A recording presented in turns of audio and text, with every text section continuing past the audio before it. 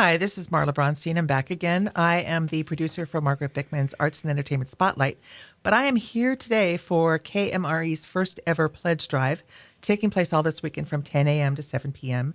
We are live here at our new home at Whatcom Community College.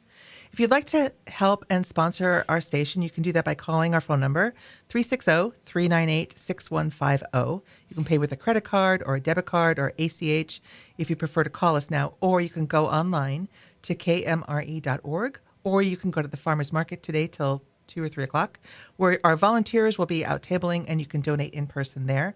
We are lucky enough to have matching funds up to $1,500. We hope to make that and pass it. We'll also have a great selection of donation gifts from local merchants. If you would like to donate sometime over the weekend, you'll be entered into a prize bin for one of those gifts.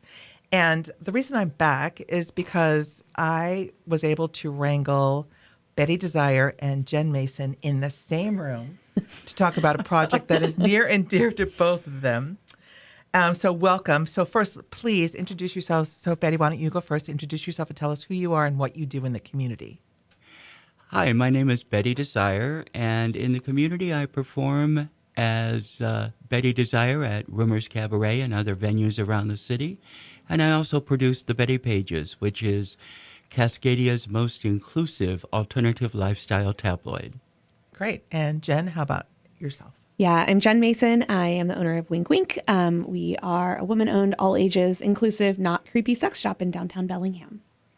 Well, I want to thank you both for being guests here for our very first KMRE Pledge Drive. The reason that I wanted you both to talk today together is because there's a project coming up this summer, and it's a very special project near and dear to this community and both of your parts, and that is Whatcom Youth Pride, right? Yes. So tell us about that and what we can look forward to, what events are happening, and how events like this build community. Yeah, so Whatcom Youth Pride is actually a whole week of events now. It starts Monday, May 27th and ends on June 1st with a Pride Parade and Festival that's just for youth. And there's all kinds of events happening. WinkWink is lucky enough to be able to host the Youth Open Mic Night at First Congregational Church, where we get to hear from young people, young queer folks who share stories, songs, poetry, anything that's on their mind. But really the whole week is this lovely celebration of young people and I think our queer community as a whole.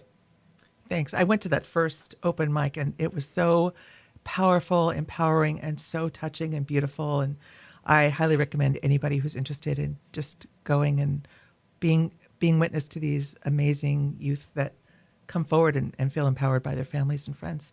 How about you, Betty? Why don't you tell us what your participation is in the Youth Pride? Well, what I love about Bellingham's Youth Pride Parade is the Adopt a Block program they came up with.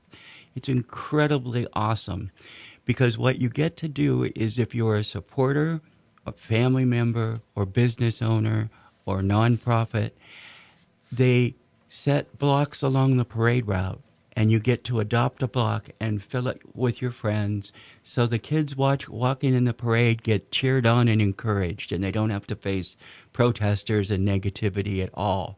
And just that in itself is such a boost for them. It's not easy to be queer as an adult. It's much more difficult to be queer as a young person. And it's awesome. And from what I understand and can find out about, we are the only city in the country that actually has a youth parade. So that's wonderful. Yeah. So the parade and all of the events leading up to it, you would call those major community builders? Yeah, absolutely. I mean, it's a chance really for everybody to come together, really in celebration. And Whatcom Youth Pride was started by not Betty or I, but this really amazing group of people who came together and said, you know, youth really need this space. And so these group of volunteers from all different organizations and parts of the community came together to really host this for the kids. And it's just so lovely. And I think it's part of what makes Bellingham unique and part of what is hopefully making it feel like a more welcoming space for queer people and especially young queer people. Great. Anything else that I didn't ask you that you want to share? No? All right. So before we get back to our music programming, we also want to remind you to call 360-398-6150 and donate what you can. Any amount helps support local, all-volunteer community radio. Our next pledge drive break will include Dan Tucker of Whatcom Working Waterfront. And after that is Arts and Entertainment Spotlight with Margaret Bickman in the noon hour. Thank you all.